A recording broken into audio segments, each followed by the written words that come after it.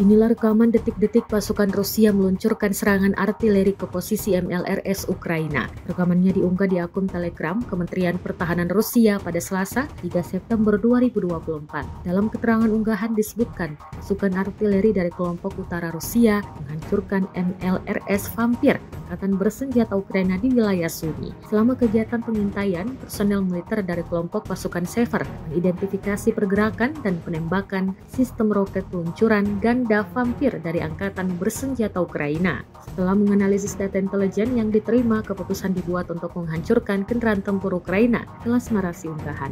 Akibat serangan proyektil Krasnopol berpresisi tinggi, kendaraan tempur Vampir MLRS buatan Ceko hancur beserta awaknya.